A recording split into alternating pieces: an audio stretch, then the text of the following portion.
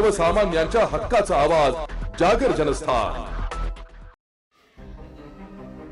भूकंपासारख्या नैसर्गिक आपत्तीच्या वेळी यंत्रणांची सज्जता तपासण्यासाठी आणि बचाव कार्याचा सराव करण्यासाठी राष्ट्रीय आपत्ती प्रतिसाद दलातर्फे शुक्रवारी धुळ्यात भव्य मॉकड्रिलचे आयोजन करण्यात आले होते।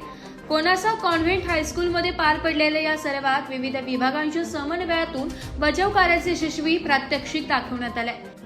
आपत्ती व्यवस्थापनाचा कस हे मॉक ड्रिल एनडीआरएफचे सहाय्यक कमांडंट श्री कुर्वे सारंग यांच्या पर्यवेक्षणाखाली आणि निरीक्षक राहुल रघुवंश यांच्या नेतृत्वाखाली पार पडले।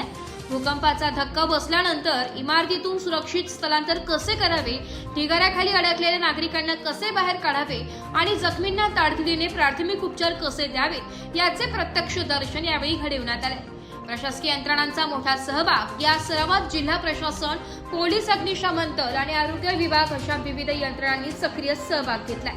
यामध्ये प्रामुख्याने पोलीस विभाग, पीएसआय दीपक दहनवट्टे व 36 कर्मचारी, एसडीआरएफ उपनिरीक्षक दिनेश तायडे व 10 कर्मचारी, अग्निशमन व आरोग्य एएसआय दुष्यंत महाजन, डॉक्टर प्रकाश शुक्ला आणि डॉक्टर महेश भांडेंगे यांची टीम, जिल्हा आपत्ती व्यवस्थापन अधिकारी जितेंद्र सनवणे, आरटीओ निरीक्षक विनोद थेटे, होमगार्डचे 10 जवान आणि 20 आपदा मित्र स्वयंसेवक विद्यार्थ्यांमध्ये जनजागृती, शालेय स्तरावर आपत्ती व्यवस्थापनाचे धडे मिळावेत या उद्देशाने कोनासा कॉन्व्हेंट हायस्कूलमधील तब्बल 1700 विद्यार्थी-विद्यार्थिनी आणि 60 शिक्षक कर्मचारी या उपक्रमात सहभागी झाले होते। एनडीआरएफच्या 34 जवानांनी अत्याधुनिक उपकरणाच्या साहाय्याने शोध व बचाव कार्याचे तंत्र समजावून सांगितले।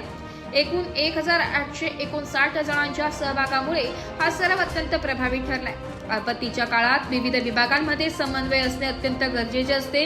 या मॉक ड्रिलमुळे सर्व यंत्रणांची तत्परता वाढण्यास आणि विद्यार्थ्यांमध्ये सुरक्षेबाबत जागरूकता निर्माण होण्यास मदत झाली आहे। जागर जनस्थानसाठी प्रतिनिधी रूपक बिरारी, धुळे।